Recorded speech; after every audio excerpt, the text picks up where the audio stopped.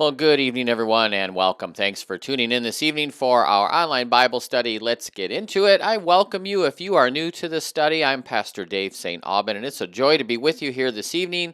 Tonight, we will be looking at the book of Ezekiel, chapters 8 and 9. So I invite you to grab your Bibles, open them up to Ezekiel chapter 8, grab something to take some good notes with, grab a beverage, grab a snack. Let's get into it.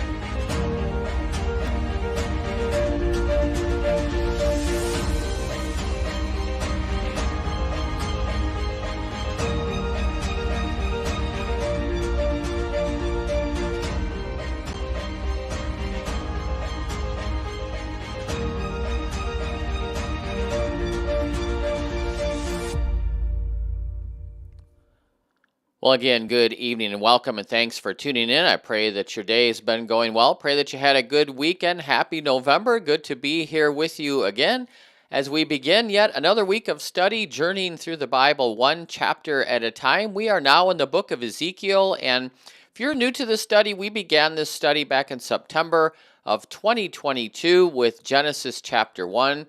And every weeknight since that night, September 12th of 2022, we've looked at the next chapter in the Bible one at a time from Genesis chapter 1 all the way to where we are tonight in Ezekiel. And so if you are new to this study, I welcome you. Maybe you've been with us from the very beginning of this study. I welcome you as well. Or maybe you've joined in somewhere in between. And I appreciate you being here as well. You know, we have folks from all over the country, 13 different states joining in this study on both our Facebook page and now on our new YouTube page through Ashland Methodist Church. So whether you're watching live or at another time, it's a blessing to be with you here tonight. We are in the book of Ezekiel. We are now in chapter 8, and we come to this next of these visions that God is going to reveal to Ezekiel. And this next vision is a vision of God's departure, and that will take us through chapter 11. So tonight, chapters 8 and 9. Tomorrow, chapters 10 and 11. We're going to focus on this next vision. And these four chapters, they all concern this one vision that Ezekiel receives from God. Chapter 8, which we'll look at here in a moment, it exposes this abomination, this idolatry of the people of Jerusalem. Chapters 9, 10, 11. We'll look at 9 tonight, 10 and 11 tomorrow. They describe God's judgment on that idolatry. Ezekiel was first confronted with the wickedness of the people in the temple here in chapter 8, and then is shown the destruction of the people in Jerusalem, chapter 9. Jerusalem became so wicked that God's glory departed from the temple. We'll see that tomorrow in chapter 10. And as God's glory left that city, judgment was pronounced on the rulers of that city. And we'll see that tomorrow in chapter 11. So chapter 8, we're going to focus on here this vision and the idolatry in the temple, in the house of the Lord, the house of Israel. So this chapter 8, it contrasts God's glory with Judah's idolatry. And the purpose of the visions that we're going to see tonight in chapter 8, there's two real purposes of this vision. To show the Israelites who were in exile in Babylon that to show them the righteous judgment of God on the people for their sins. That was one purpose of this vision. And the second was to forewarn that continuing in this abomination, this idolatry, was going to result in a complete exile of Israel from the promised land. Chapter 8, it really amplifies the reason for the warnings that we saw in chapter 7, verses 20 through 22. So we have two chapters to look at tonight, a lot to cover, so let's get right into it. Open up your Bibles to Ezekiel chapter 8. If you don't have a Bible with you, not a problem. As always, we put all the verses up here on the screen for you so you can follow along. Take some good notes. Let's get into it. We'll start with verses 1 through 6, which focus on this visual of God's jealousy, and we'll talk about that. So Ezekiel 8, verse 1. In the 6th year, in the 6th month, on the 5th day. So we already have the setting, and we'll talk about this in a moment. While I was in my house, Ezekiel says, while I was sitting in my house, and the elders of Judah were sitting before me in my house, the hand of the Lord came on me there. So this prophecy comes to Ezekiel in what we would now call September 17th or 18th, 592 BC. That's the 6th year in the 6th month on the 5th day. And it comes to him while he's sitting in his house with the elders of Judah in front of him.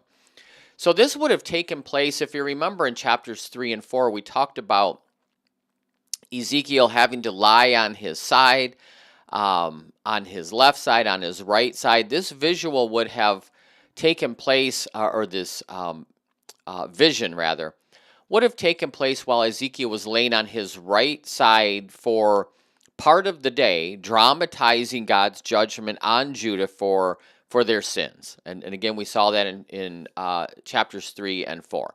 Now, the elders sitting in front of Ezekiel were the elders of the Judean exiles who had been deported around 605 BC. So this verse describes the one single vision that we're going to be looking at tonight and tomorrow, chapters 8 through 11. So we have the date, we have the location, verse 2, now the vision. And I looked, right? Ezekiel sees this vision, and he sees a figure like that of a man. And from what appeared to be his waist down was like fire. From what appeared to be from his waist up, his appearance was as bright as glowing metal. So Ezekiel here has another vision of God. And the description of God is the same that he wrote about when he saw this vision of God in chapter 1, verse 27, by the Kebar River. These visuals, fire and glowing, their description of God's holiness. So he further describes this vision. Verse 3, he stretched out what looked like a hand, and he took me by the hair of my head. And the Spirit lifted me up between earth and heaven, and in visions of God, he, this man, took me to Jerusalem, to the entrance of the north gate of the inner court, where the idol that provokes to jealousy stood. A lot in here. So in this visual, Ezekiel sees God reach out, picks him up by his hair, and transports him by spirit to Jerusalem.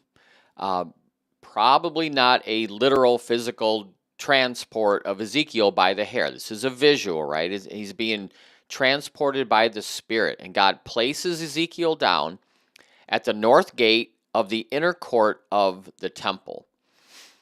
And at that location, there was an image of an idol. Now, this image of jealousy that we see here is a reference to the idol that King Manasseh placed in the temple that we saw in 2 Kings 21, 2 Chronicles 33. This idol provokes God to jealousy, and we'll talk about what God being jealous means here in a moment. Verse 4, and there before me was the glory of God of Israel, and in the vision that I had seen in the plain. Or as in the vision I had seen in the plain. So he sees the glory of God manifested here in this place, just as he has seen God manifested in that first visual, that first vision of God in chapter 1, verse 28. The glory of God is going to set the idolatry of the people, which Ezekiel is going to see in more detail here, is going to set the idolatry in vivid, striking contrast here. Idolatry with the glory of God. Verse 5, and then he said to me, then God commands, Son of man, look toward the north. That's a command. Look north from where he was faced in this vision. So I looked, and in the entrance north of the gate of the altar, I saw this idol of jealousy. So Ezekiel listens to God. He looks to the north in this vision. He sees the idol that provokes the Lord to jealousy north of the north entrance at the inner court of the temple, which would have been near the bronze altar of burnt offerings.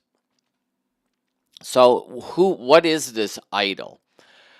Again, if this is the idol that was erected by King Manasseh, this would have been the image of Asherah, because King Manasseh had erected this idol of Asherah and then destroyed it. And you'll see that in 2 Kings 21 and 2 Chronicles 33.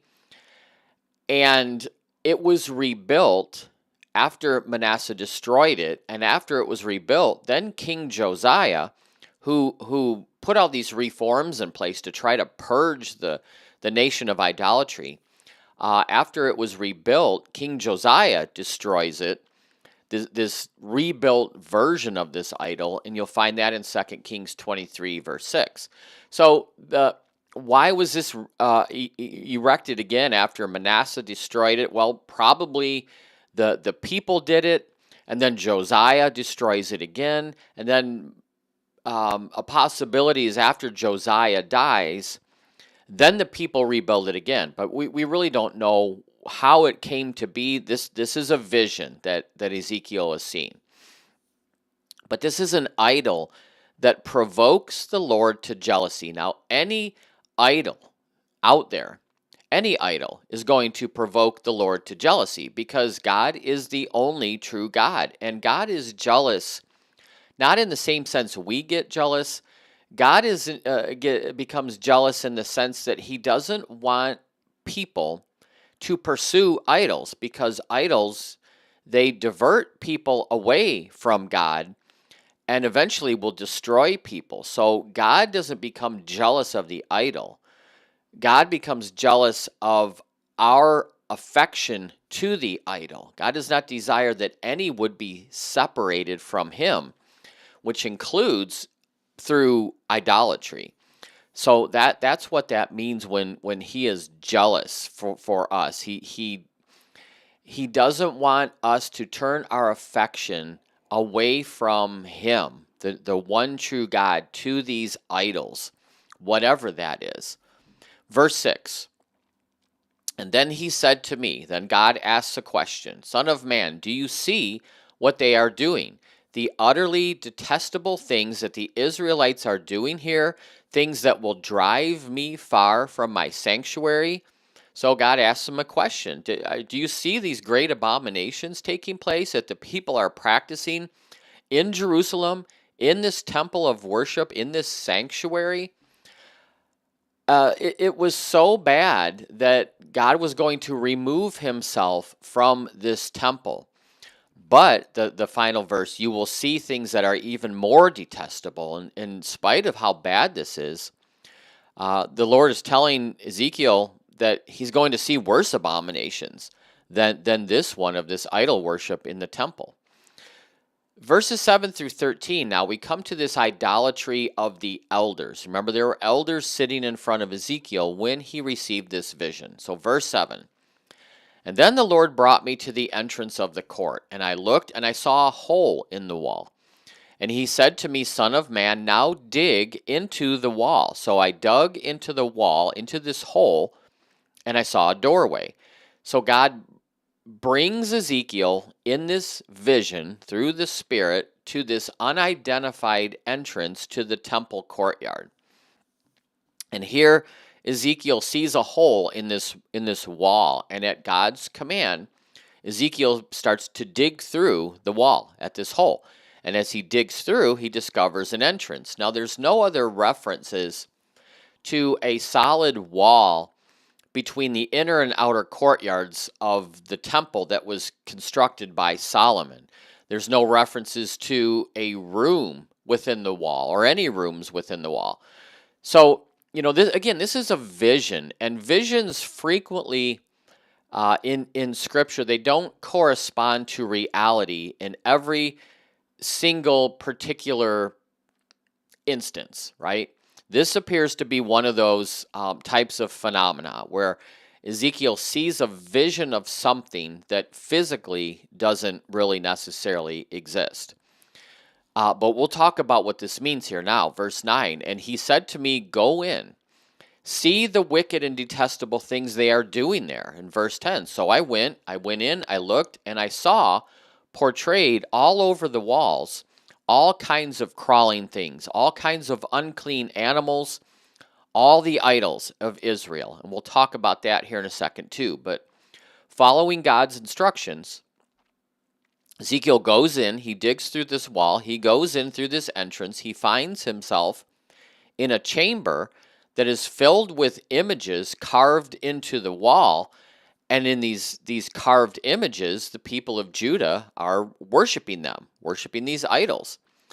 And what are these pictures? Well, there are many different kinds of insects, bugs, crawling things, animals, and other detestable, unclean things. Verse 11, and in front of them stood 70 elders of Israel, and Jaazaniah, the son of Shaphan, was standing among them, among these elders. Each of them was holding a censer in their hand, and a fragrant cloud of incense was rising from the censer.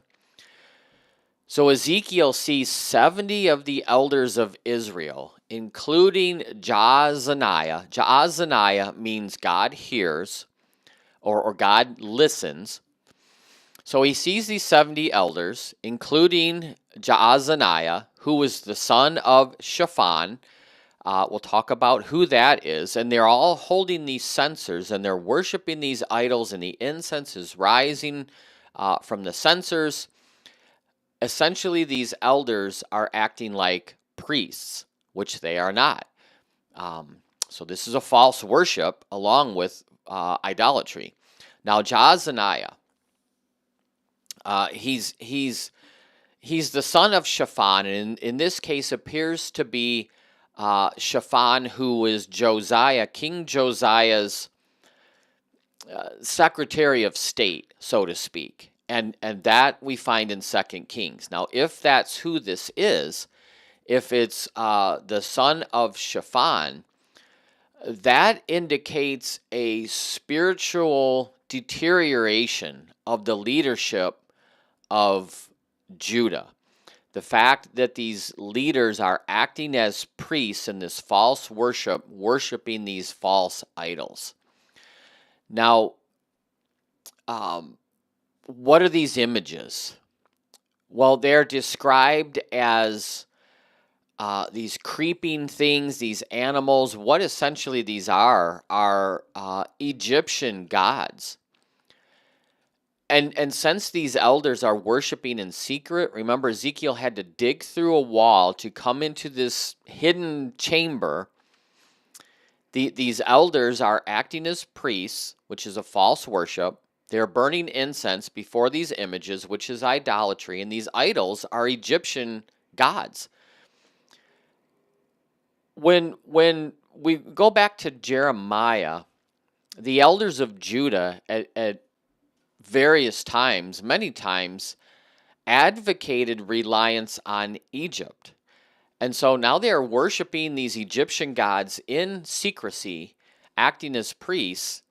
This is a horrible thing. Now, if they were Egyptian gods that were being worshipped, it's ironic that there are 70 elders worshiping here, because earlier in Exodus 24, when the covenant through Moses was made, 70 elders of Israel confirmed the covenant that God had made through Moses after God delivered the people from bondage in Egypt. So that goes back to Exodus 24. So if this is the case, now these leaders are appealing to these same gods, these Egyptian idols that God had delivered the Israelites from bondage from. Now they're worshiping them again, this time to save themselves from the Babylonians. So again, this is a horrible abomination here taking place that Ezekiel is seeing in this vision. Verse 12. And then God said to me, Son of man, have you seen what these elders are doing in the darkness, in secrecy, each at the shrine of their own idol? They say, the Lord doesn't see us. The Lord has forsaken the land. Again, he said, you will see them doing things that are even more detestable. So the terminology here suggests that it wasn't just that they were worshiping these idols in the secret chamber in the temple. They were worshiping them at home. They were worshiping these idols everywhere. They were worshiping them in secret. And what they believed is, well, God has forsaken us here, so he doesn't see us doing this. What they are doing is they are denying the omniscience and the omnipresence of God. In other words, it's, well, let's go in here and do it. God won't see us doing it here. In fact, he's left us.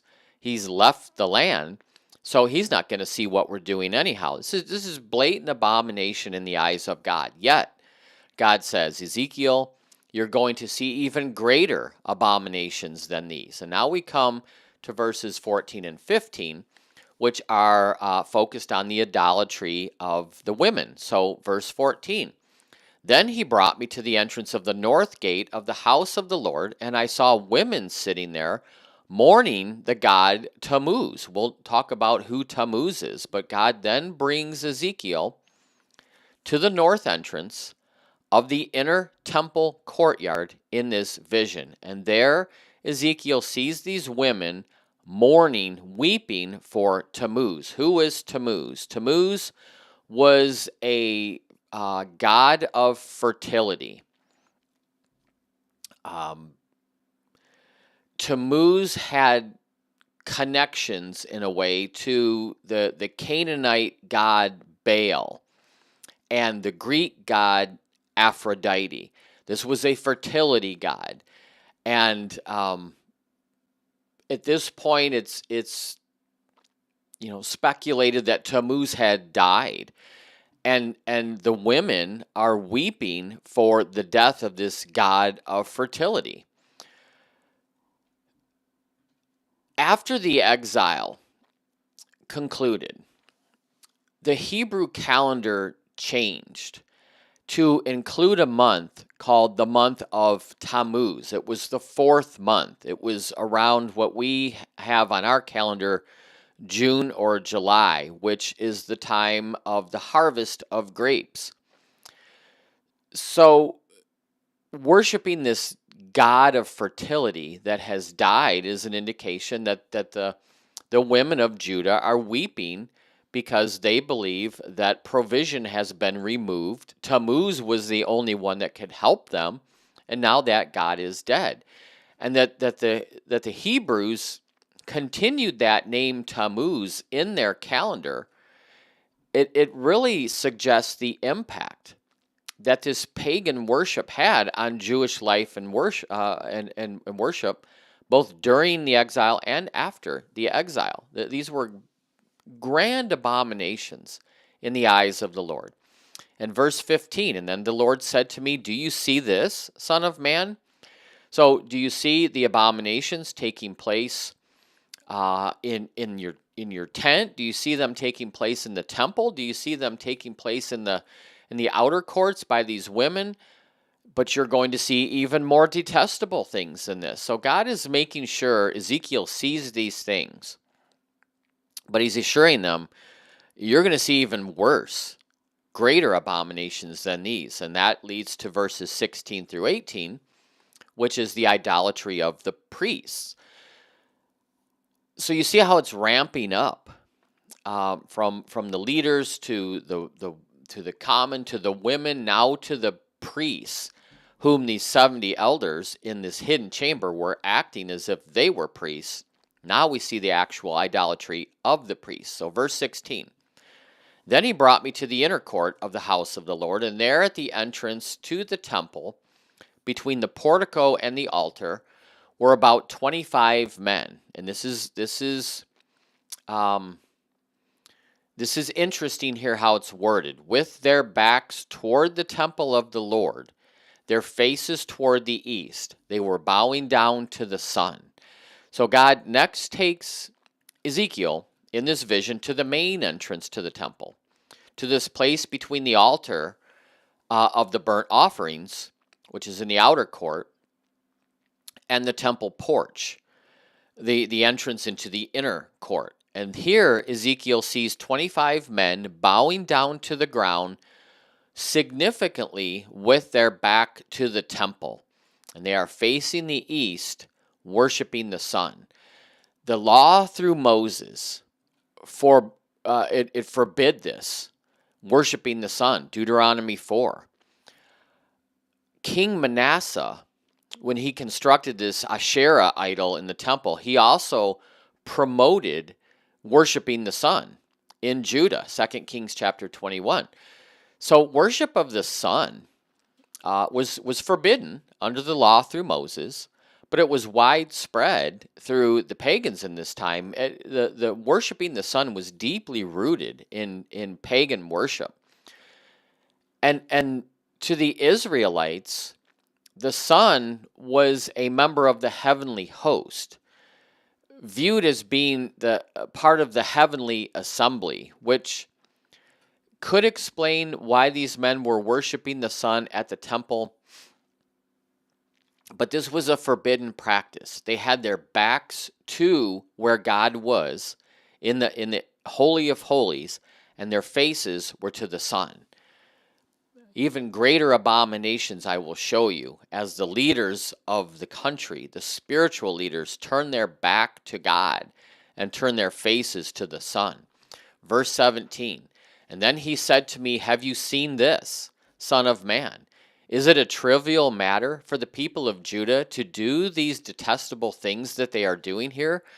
Must they also fill the land with violence and completely arouse my anger? Look at them putting the branch to their nose. Now, God is explaining that not only had the people of Judah committed all these abominations, now they're also filling the land with violence. And they are intentionally provoking God repeatedly and putting the branch to the nose. This action is mentioned nowhere else here in the Old Testament. It's possible this was part of the ritual practice of sun worship, touching the branch to the nose. Other interpretations have this as some gross insult against God, like snubbing the nose. Could be more than one meaning, but apparently whatever it is provoking God's anger that they are doing this. Not only are they worshiping idols, they are causing issues through the people and destroying the land. Therefore, verse 18, I will deal with them. I will deal with them in anger. I will not look on them with pity. I will not spare them. Although they shout in my ears, I will not listen.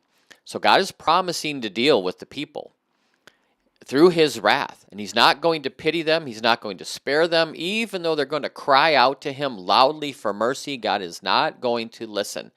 Their time for repentance had expired. And in these 4 brief scenes, Ezekiel has been shown the comprehensive nature of the sins of Jerusalem. Their sins extended from outside the city gate to the inner courtyard of the temple.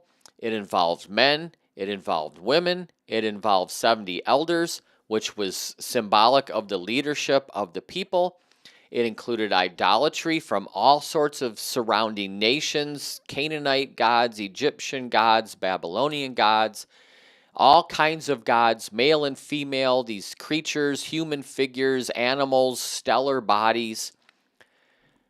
And it was the idolatry was also being enacted by the priests, the spiritual leaders. And so this image in chapter 8 is abomination piled upon abomination on abomination. And that is chapter 8. Now we come to chapter 9, and we see this slaughter of the wicked in Jerusalem. And then I heard him call out in a loud voice, "Bring near those who are appointed to execute judgment on the city, each with a weapon in his hand." So in this vision, Ezekiel hears the Lord crying out loudly for the guards, the executioners, the men who were going to punish the people of Jerusalem, to draw near to him, to the Lord, with their weapons in hand. And God had predicted that the people would cry out to him with shouts of mercy. We just saw that in chapter 8. But before they do that, God is going to cry out against the people in judgment, and do so with a loud voice. And though these executioners looked like men to Ezekiel, they were apparently angels in view of what they were going to do, which we're going to look at. So evidently, Ezekiel's location here at this vision was still in the inner temple courtyard, and the Lord is speaking from inside the temple itself. So verse 2, "And then I saw 6 men coming from the direction of the upper gate, which faces north, each with a deadly weapon in his hand." So again, he sees this visual of men, 6 men, but again, these are probably angels. They enter the inner courtyard from the north gate, leading from the outer court to the inner court. And they each have this lethal weapon in their hand. And with them was a 7th man, clothed in linen, who had a writing kit at his side. And they came in, and they all stood beside the bronze altar. So this 7th man, dressed in linen, also approaches with these other 6 men, and he is carrying a writing kit. It was the type of writing kit that scribes would carry attached to their waist. And this writing kit was usually made from an animal horn.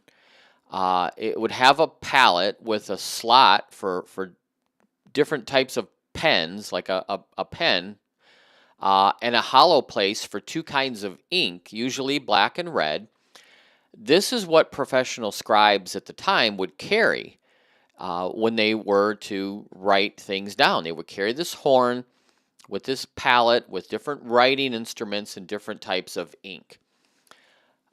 We see in different books of the Old Testament and the New Testament that people that carried these types of kits were divine messengers of God, the ones that wore linen and carried these. We'll see this when we get to Daniel chapter 10 and 12, when we get to the book of Revelation 15.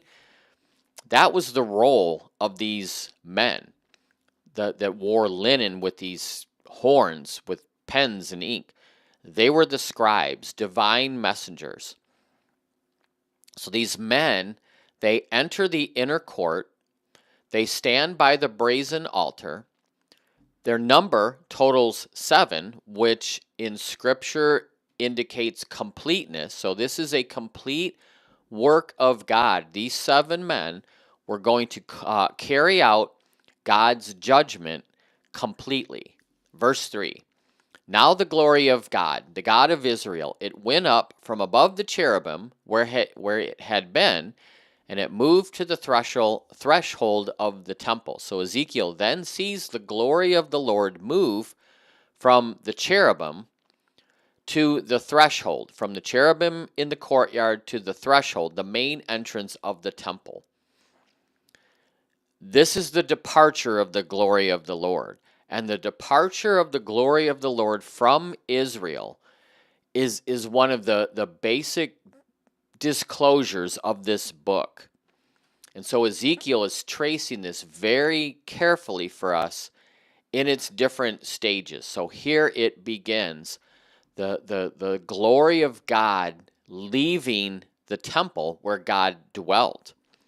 Then the Lord called to the man who was clothed in linen, to the divine scribe who had the writing kit at his side, and said to him, "Go throughout the city of Jerusalem and put a mark, and make note of that word mark, on the foreheads of those who grieve and lament over all the detestable things that are done within the city. So this scribe is being called to by the Lord, and Ezekiel hears it. Remember, this man with the linen and the horn, he had the pen, he had the writing instrument. And God instructs this man, go throughout the city of Jerusalem and put a mark on everyone who is expressing grief over the abominations that we just saw in chapter 8. What did that mark do? It distinguished the godly from the wicked. Now, there's significance in this word mark. That word mark in the Hebrew is tav. T-A-W, pronounced tav, T-A-V. It's the name of the last letter in the Hebrew alphabet. It is the end. In the 7th century BC, in the 6th century BC, the tav was written like an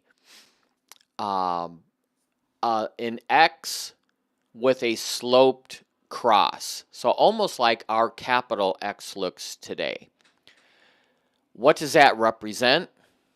The cross.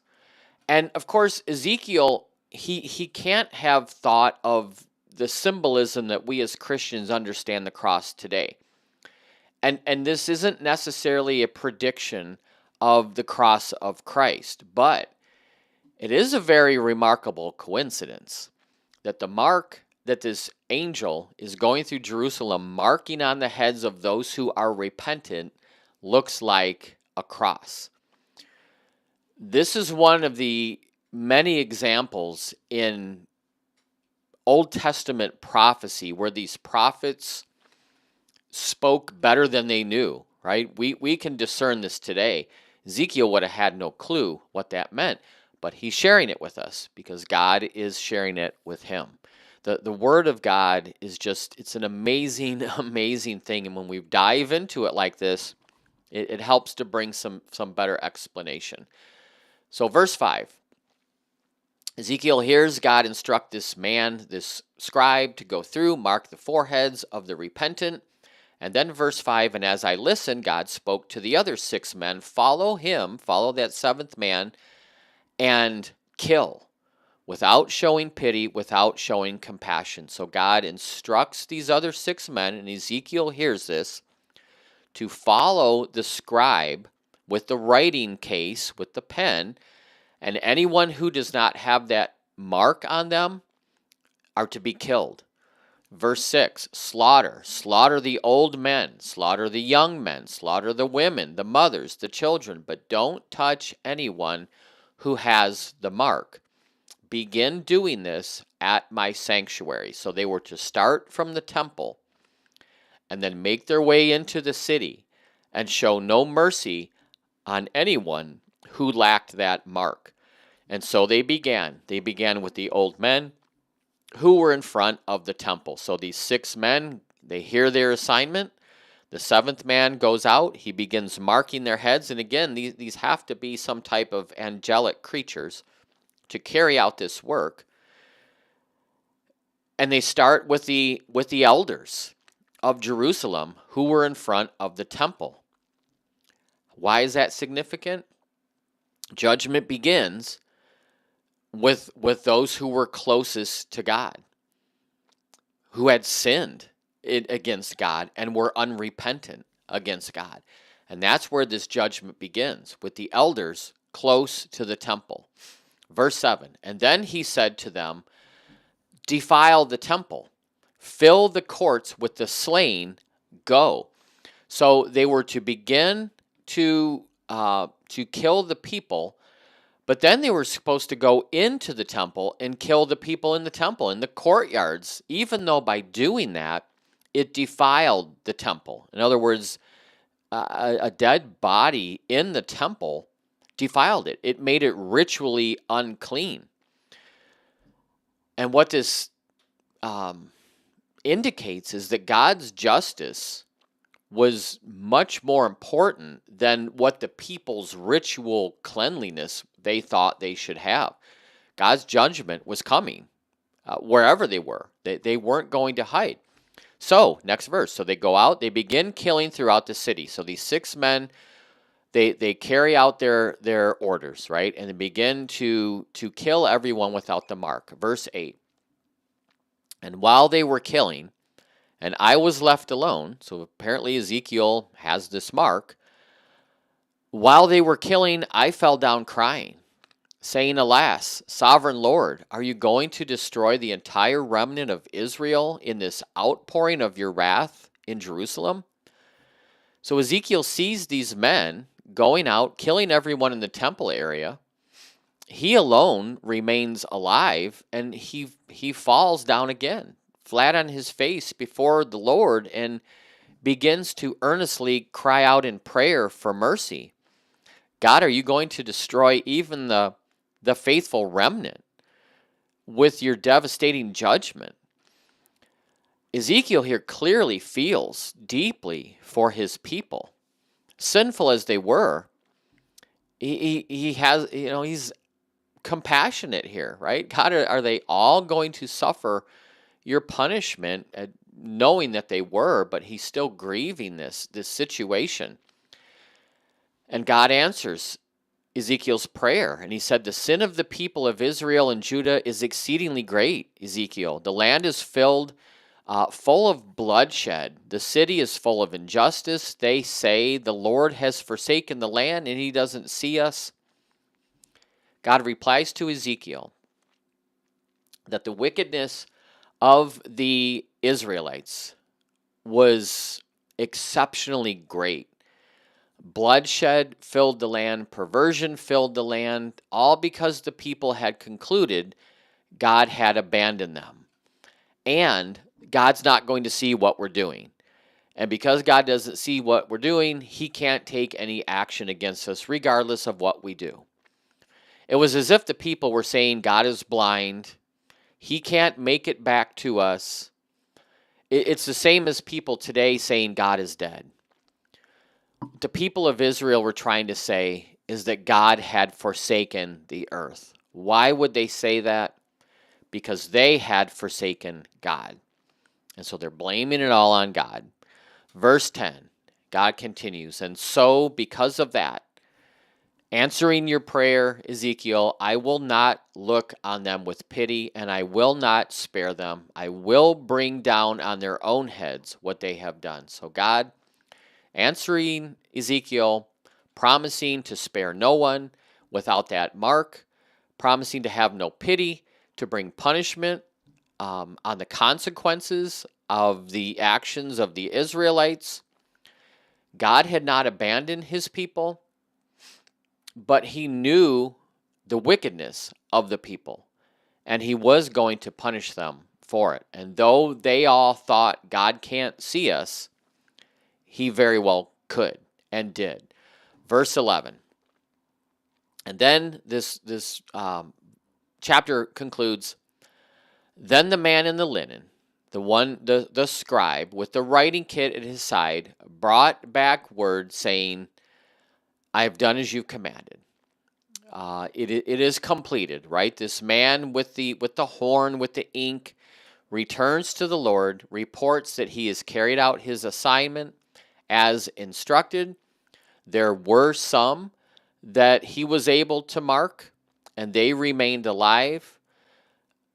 The others were killed as God had instructed. And the ones who were left, that small group of people with the mark, that was the faithful remnant. And it was a very small group at this time.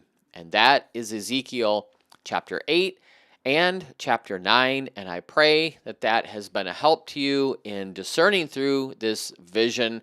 Tomorrow, we'll look at chapters 10 and 11.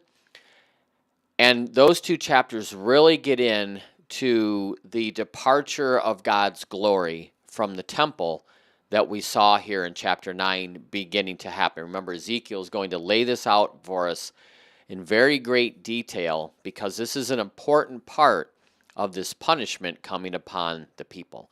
So thank you for being here this evening. Again, I do pray that this has been a help. I appreciate you being here, and appreciate you being part of this study as we journey through the Bible together. Have a wonderful rest of your evening. Stay safe and stay healthy, and I look forward to seeing you soon. Till then, take care.